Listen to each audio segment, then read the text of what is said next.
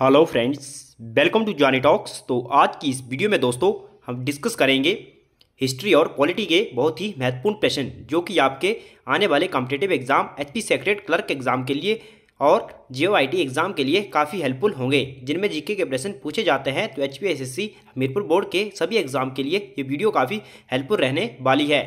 बात करें HP secretary clerk exam की, तो दोस्तों उससे संबंधित ये हमारी 26वीं क्लास है। अगर इससे पहले की 25 क्लासेस आपने नहीं देखी हैं तो आप हमारे चैनल की प्लेलिस्ट में जाकर देख सकते हैं और अपनी तैयारी को बूस्टअप कर सकते हैं। और अगर आप इस वीडियो की पीडीएफ पाना चाहते हैं तो आप हमारे टेलीग्राम चैनल को भी ज्वाइन कर सकते हैं, जिसका लिंक आपको डिस्क्रिप्शन में मिल जाएगा। तो चलिए शुरू करते हैं फर्स्ट क्वेश्चन से।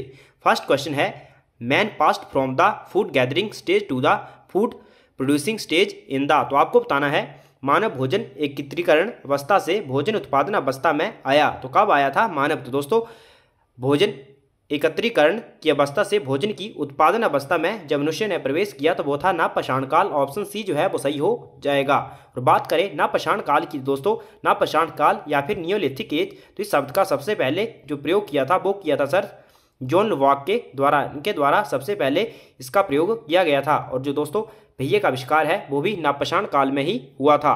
और नवपाषाण काल के खत्म होते होते दोस्तों धातुओं का प्रयोग भी होने लग पड़ा था, तो उसी काल को दोस्तों ताम्रपाषाण काल कहा जाता है।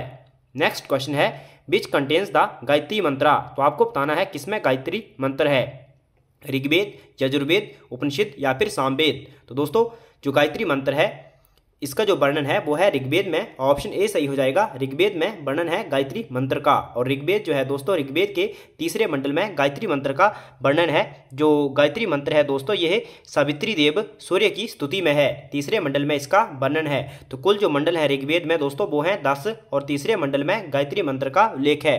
जो 9वां मंडल है दोस्तों वो देवता सोम को समर्पित है। नेक्स्ट क्वेश्चन है, the first discourse of Buddha at deer park in Sarnath is called. आपको बताना है दोस्तों सारनाथ में डियर पार्क में दिया बुद्ध का प्रथम प्रवचन क्या कहलाया। तो दोस्तों महात्मा बुद्ध के द्वारा जब प्रथम प्रवचन दिया गया था तो आपको पूछना है जो प्रथम उपदेश दिया गया था तो उस प्रक्रिया को क्या कहा गया। तो दोस्तों उस प्रक्रिया को कहा गया धर्म चक्र परिवर्तन। तो ऑप्शन डी सही हो जाएगा, धर्म चक्र परिवर्तन। और जो बात करें महाभिनिशीक्रमण है तो यह उस प्रक्रिया को कहा गया जिसमें जो महात्मा बुद्ध थे दोस्तों उन्होंने अपने घर को छोड़ा था। और महापरिनिर्वाण जो है दोस्तों ये जब महात्मा बुद्ध की मृत्यु हुई थी तो उस समय को कहा गया। नेक्स्ट क्वेश्चन है, ड्यूरिंग द पीरियड ऑफ संगा देयर वाज ए रेविवल ऑफ। तो आपको बताना है यहाँ पर संगा नहीं होगा दोस्तों, यहाँ पर होगा जो शुंग डायनेस्टी थी। तो यहाँ पर संग नहीं होगा, शुंग होगा। तो शुंग काल के दौरान पुनर्जागरण हुआ था। तो दोस्तों जो शुंग डायनेस्टी थी जिसके जो संस्थापक थे वो थे पुष्यमित्र शुंग। तो दोस्तों पुष्यमित्र शुंग के दौरान जो पुनर्जागरण हुआ था वो हुआ था ब्राह्मणिज्म का, यानी कि ब्राह्मण धर्म का। तो ऑप्शन सी जो है वो सही हो जाएगा, ब्राह्मण धर्म इसका सही आंसर हो जाएगा। तो बात करें शुंग डायनेस्टी की, तो इसकी स्थापना दोस्तों 185 बीसी में हुई थी। 185 बीसी में शुंग वंश की स्थापना हुई थी। मौर्य वंश की दोस्तों मौर्य वंश के बाद जो था वो शुंग वंश आया था। और मौर्य वंश का जो अंतिम शासक था वो था बृहद्रथ। तो इसका जो सेनापति था दोस्तों पुष्यमित्र शुंग, उसने उसकी हत्या करके 185 बीसी में शुंग वंश की स्थापना करी थी। और जो शुंग वंश था दोस्तों जो इसके मुख्य पुरोहित थे, जो पतंजलि थे वो इसके मुख्य पुरोहित थे। नेक्स्ट क्वेश्चन है, Upanishads also known as the Vedantas are dash dash in number. तो यहाँ पर पूछा गया है कि उपनिषद जो है उनको वेदांत के नाम से भी जाना जाता है। तो आपको बताना है वो संख्या में कितने हैं। दोस्तों उपनिषद जो है वो संख्या में कितने हैं, तो वो हैं 108। ऑप्शन इसका बी जो है वो सही हो जाएगा, 108। लेकिन दोस्तों मुख्यतः जो मान्य है वो है 12 जो है वो मेन है। तो 12 जो है वो मेन है। और बात करें ऐसे टोटल संख्या में तो इनकी जो संख्या है वो है 108। और कभी कभी एग्जाम में इसका शाब्दिक अर्थ भी पूछ लिया जाता है। तो दोस्तों इसका जो शाब्दिक अर्थ होता है कि गुरु के समीप बैठकर या फिर एकांत में जो विद्या सीखी जाती है उसी के अर्थ में इसका यूज़ किया जाता है, यानी कि उपनिषद का अर्थ आता है गुरु के समीप बैठकर। नेक्स्ट जो क्वेश्चन है, which became the most important city of northern India under Harsha. Harsh के शासन में कौन सा उत्तर भारत का सबसे महत्वपूर्ण शहर बना। तो दोस्तों प्राचीन भारत में इससे पहले हर्ष का शासनकाल था उससे पहले पाटलिपुत्र जो था वो महत्वपूर्ण स्थान रखता था। लेकिन हर्ष के दौरान दोस्तों जो कनौज था वो महत्वपूर्ण शहर बना था। तो ऑप्शन सी सही हो जाएगा, कनौज। बात करें दोस्तों हर्ष के वंश की, तो हर्ष जो था दोस्तों वो पुष्यभूति वंश से संबंधित था और इसकी जो स्थापना करी थी वो प्रभाकर वर्धन ने करी थी। प्रभाकर वर्धन जो थे दोस्तों वो हर्षवर्धन के पिता थे और राज्यवर्धन हर्षवर्धन के बड़े भाई थे। तो राज्यवर्धन की हत्या के बाद दोस्तों जो हर्ष थे वो राजा बने थे। तो कब बने था हर्षवर्धन? 606 ईस्वी में जो हर्षवर्धन था वो राजा बना था और जो राज्यवर्धन है इसका बड़ा भाई था, उसकी हत्या गौड़ नरेश शशांक के द्वारा कर दी गई थी। नेक्स्ट क्वेश्चन है, which ancient Indian state was an autonomous republic? आपको बताना है कौन सा प्राचीन भारतीय राज्य स्वायत्त गणतंत्र था। तो दोस्तों इसमें जो स्वायत्त गणतंत्र राज्य था वो था शाक्य। तो ऑप्शन डी जो है वो सही हो जाएगा। तो शाक्य दोस्तों वर्तमान में जो नेपाल का जो क्षेत्र है उसमें यह वहाँ का एरिया था, यह प्राचीन भारतीय स्वायत्त गणतंत्र था। और बात करें शाक्य वंश की दोस्तों, तो इसकी तो जो महात्मा बुद्ध थे महान, वो शाक्य वंश से ही संबंध रखते थे। जो जो महात्मा बुद्ध हैं दोस्तों, इनको शाक्य मुनि के नाम से भी जाना जाता है। तो ये क्वेश्चन भी पूछा जाता है। नेक्स्ट है, विच इज करेक्टली मैच्ड? आपको बताना है कौन सा सही युग्म है। तो आपको बताना है इनमें से कौन सा सही युग्म है। तो इसमें जो सही युग्म है दोस्तों ऑप्शन ए और सी सही हो जाएगा। चौहान दिल्ली और परमार जो है मालवा, इनका इससे संबंध है। तो ऑप्शन ए और सी जो है उसका करेक्ट आंसर हो जाएगा। नेक्स्ट है, the spiritual leader associated with the founding of Vijayanagar kingdom. तो आपको बताना है दोस्तों विजयनगर साम्राज्य की स्थापना से संबंधित आध्यात्मिक नेता कौन थे। तो सबसे पहले बात करते हैं दोस्तों विजयनगर साम्राज्य की, इसकी स्थापना की। तो इसकी स्थापना करी गई थी, दो भाई थे दोस्तों, हरिहर और बुक्का। 1336 ईस्वी में दो भाइयों के द्वारा, हरिहर और बुक्का के द्वारा दोस्तों इसकी स्थापना करी गई थी। तो किसकी दोस्तों प्रेरणा से या फिर किसके अंडर इन्होंने स्थापना करी थी? तो इनके गुरु थे दोस्तों महात्मा विद्यारण्य। तो ऑप्शन सी जो है वो सही हो जाएगा। इनकी बातों में या फिर दोस्तों इनके शरण में आकर ही इन्होंने, इनके प्रभाव में आकर ही इन्होंने विजयनगर साम्राज्य की स्थापना करी थी। तो दोस्तों जो हरिहर बुक्का नामक जो दो भाई थे, मोहम्मद बिन तुगलक ने इनको मुसलमान बना दिया था और बाद में दोस्तों इनकी शरण में आकर इन्होंने फिर से पुनः हिंदू धर्म अपनाया था और विजयनगर साम्राज्य की स्थापना करी थी और अपने वंश का नाम अपने पिता के नाम पर संगम वंश रखा था। नेक्स्ट है, द जजिया वाज एबोलिश्ड बाय, जजिया समाप्त किया था। तो दोस्तों जो जजिया कर था वो समाप्त किसके द्वारा समाप्त किया गया था? तो अकबर ने इसे समाप्त कर दिया गया था। ऑप्शन सी जो है वो सही हो जाएगा, अकबर। और दोस्तों जो जजिया कर जो सबसे पहले लगाया था दोस्तों वो मोहम्मद बिन कासिम के द्वारा लगाया गया था। और जो जजिया कर है दोस्तों औरंगजेब के द्वारा फिर से शुरू कर दिया गया था। और जो फिरोज शाह तुगलक है इसने ब्राह्मणों पर भी जजिया कर लगवाया था। नेक्स्ट क्वेश्चन है, शेरशाह रियल नेम वाज? आपको बताना है शेरशाह का वास्तविक नाम क्या था।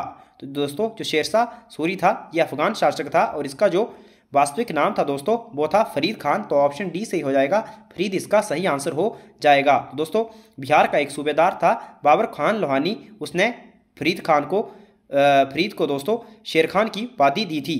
और दोस्तों जो शेरशाह का टाइटल था इसने कब अधिग्रहण किया था? तो 1539 ईस्वी में दोस्तों, जब इसने चौसा के युद्ध में हुमायूं को हराया था। तो इसी समय दोस्तों शेर खान ने शेरशाह का टाइटल और अपने आप को सुल्तान की उपाधि दी थी। तो इसका जो सही आंसर हो जाएगा वो ऑप्शन डी सही हो जाएगा, फरीद खान। नेक्स्ट क्वेश्चन है, Goa was first colonized by? तो गोवा सर्वप्रथम किनके द्वारा उपनिवेश बना था?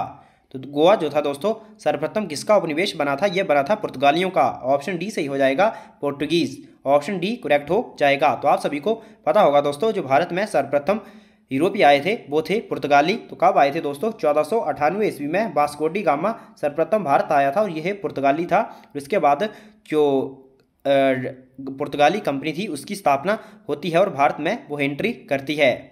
नेक्स्ट है, the red fort eight Delhi was built by? तो आपको बताना है दिल्ली का लाल किला किसने बनवाया था? तो दिल्ली का लाल किला दोस्तों किसने बनवाया था? यह बनवाया था शाहजहां ने। तो ऑप्शन बी जो है वो सही हो जाएगा। और बात करें जामा मस्जिद की दोस्तों, तो आगरा में एक जामा मस्जिद है लाल किले के अंदर, उसका निर्माण भी शाहजहां ने करवाया था और आगरा में है उसका निर्माण भी शाहजहां के द्वारा करवाया गया था। नेक्स्ट क्वेश्चन है, तुलसीदास बाजे कंटेम्प्रेरी ऑफ? तो आपको बताना है तुलसीदास किसके समकालीन थे? तो दोस्तों जो तुलसीदास थे ये समकालीन थे अकबर के। ऑप्शन बी सही हो जाएगा, अकबर। तो दोस्तों तुलसीदास के जन्म को लेकर विभेद है। कई जगह तुलसीदास के जन्म को 1532 ईस्वी में हुआ बताया गया है और कई जगह 1511 के अराउंड बताया गया है। लेकिन जो ये समकालीन थे तो ज़्यादातर जो इनका टाइम पीरियड है वो अकबर के समय था, तो ऑप्शन बी सही हो जाएगा, अकबर। नेक्स्ट है the first Muslim invasion of India was led by, Bharat पर प्रथम मुस्लिम आक्रमण का नेतृत्व किया तो किसने किया था दोस्तों, तो भारत पर प्रथम मुस्लिम आक्रमण जो था इन ऑप्शन में से ऑप्शन सी जो है वो सही हो जाएगा, मोहम्मद बिन कासिम ने किया था। तो मोहम्मद बिन कासिम जो था दोस्तों ये पहला अरब आक्रमणकारी था, यानी कि प्रथम जो सफल अरब आक्रमण था वो मोहम्मद बिन कासिम के नेतृत्व में हुआ था 1712 ईस्वी में। तो इसने दोस्तों सिंध पर आक्रमण किया था और उसमें जो सिंध का राजा था वो था दाहिर। उसके बाद दोस्तों 986 ईस्वी में जो प्रथम तुर्क आक्रमण हुआ था वो 986 ईस्वी में हुआ था, वो सुब्तगीन के द्वारा किया गया था।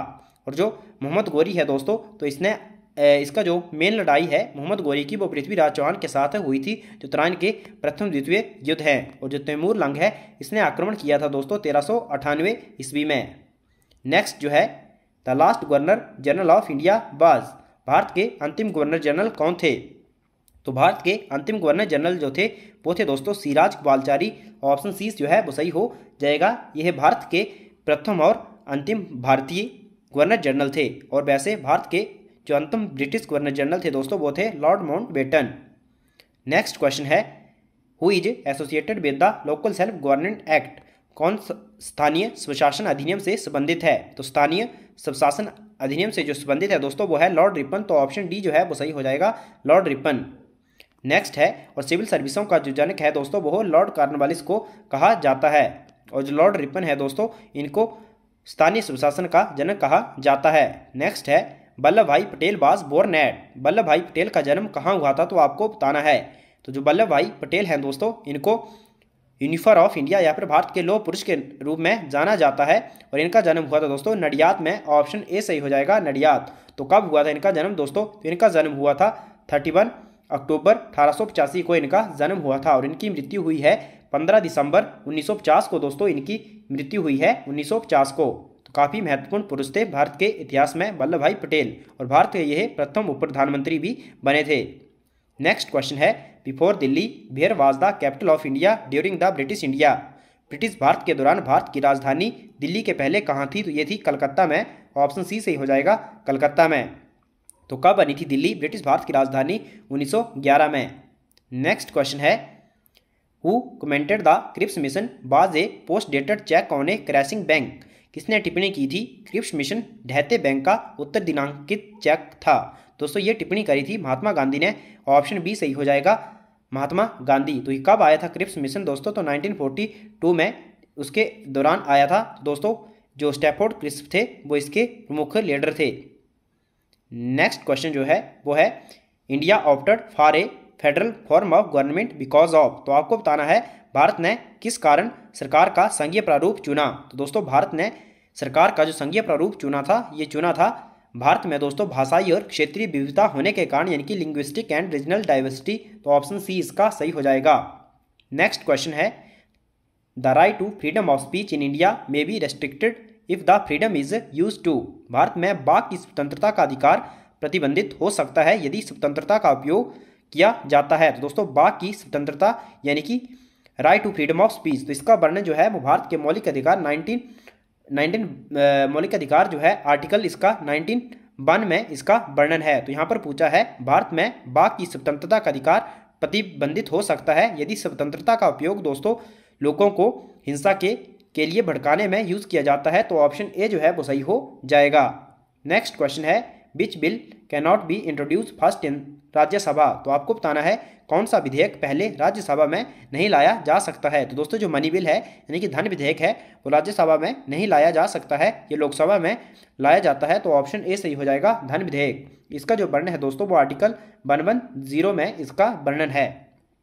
नेक्स्ट है when the Lok Sabha is dissolved the speaker continues in office till a new, जब लोकसभा भंग होती है तो अध्यक्ष अपने पद पर बना रहता है। तो कब तक बना रहता है दोस्तों, जब लोकसभा भंग हो जाती है, जब तक नया अध्यक्ष नहीं चुन लिया जाता है या फिर जब नया सदन बनता है, तो ऑप्शन इसका सी जो है वो सही हो जाएगा, speaker is elected when the new house meets. Next question है according to the constitution of India the maximum number of members representing the union territories in the Lok Sabha cannot exceed, तो भारतीय संविधान के अनुसार लोकसभा में संघीय क्षेत्रों का प्रतिनिधित्व करने वाले सदस्यों की अधिकतम संख्या इससे अधिक नहीं हो सकती। तो ये दोस्तों मोर देन 20 यानी कि 20 से ज़्यादा नहीं हो सकती है, यानी कि मिनिमम 20 तक हो सकती है। तो 20 इसका सही आंसर हो जाएगा। नेक्स्ट है public accounts committee is a. तो आपको बताना है लोक लेखा समिति क्या है। तो दोस्तों लोक लेखा समिति जो है वो एक ज्वाइंट कमेटी है लोकसभा और राज्यसभा की, क्योंकि दोस्तों जो लोक लेखा समिति है इसमें 22 सदस्य होते हैं टोटल, जिसमें जो 15 हैं वो राज्यसभा के होते हैं एंड जो 7 होते हैं वो राज्यसभा के होते हैं। और इसका कार्य क्या होता है दोस्तों, ये जो रेवेन्यू वगैरह का है उसकी जो रिपोर्ट है उसको चेक करती है, यानी कि जो उसका विवरण होता है उसको तैयार करती है। नेक्स्ट है the maximum time gap between two successive session of the parliament can be. संसद के 2 अनुक्रमिक सत्रों के मध्य अधिकतम समय अंतराल हो सकता है। तो कितना दोस्तों, ये होता है 6 मंथ का, इससे ज़्यादा नहीं हो सकता। तो ऑप्शन बी जो है वो सही हो जाएगा, 6 मंथ मैक्सिमम टाइम पीरियड है। नेक्स्ट है under which article of the constitution of India is the president rule promulgated on any state in India. तो आपको बताना है दोस्तों कौन से संविधान के कौन से आर्टिकल के तहत दोस्तों किसी भी राज्य में राष्ट्रपति शासन लगाया जाता है। तो ये लगाया जाता है आर्टिकल 356 के तहत। ऑप्शन बी सही हो जाएगा, आर्टिकल 356। और 352 जो है वो नेशनल इमरजेंसी से संबंधित है और 360 जो है यह फाइनेंशियल इमरजेंसी से संबंधित है। नेक्स्ट है which high court covers more than 1 state union territories. तो दोस्तों कौन सा उच्च न्यायालय एक से अधिक राज्य संघीय क्षेत्र को कवर करता है। दोस्तों जो गुवाहाटी हाई कोर्ट है यह 4 राज्यों का दोस्तों हाई कोर्ट है। तो कौन कौन से, एक तो असम हो गया, दूसरा अरुणाचल प्रदेश, तीसरा नागालैंड और चौथा मिजोरम। तो ये है 4 राज्यों का दोस्तों संयुक्त जो है वो हाई कोर्ट है। नेक्स्ट क्वेश्चन है the process of removal of the election commissioner from office is the same as that of. तो चुनाव आयुक्त को पद से हटाने की प्रक्रिया किसके प्रक्रिया के समान है, यानी कि सेम प्रक्रिया किसकी है। तो यह है उच्चतम न्यायालय के न्यायाधीशों की। तो ऑप्शन सी जो है वो सही हो जाएगा। और बात करें दोस्तों वर्तमान चीफ इलेक्शन कमिश्नर की, तो वो कौन है। तो दोस्तों वो हैं राजीव कुमार, जो मई में अपॉइंट हुए थे। तो आई होप दोस्तों वीडियो आपको पसंद आई होगी। अगर वीडियो आपको पसंद आई है तो वीडियो को लाइक करें, शेयर करें और चैनल को सब्सक्राइब करना ना भूलें। Thanks for watching, God bless you all.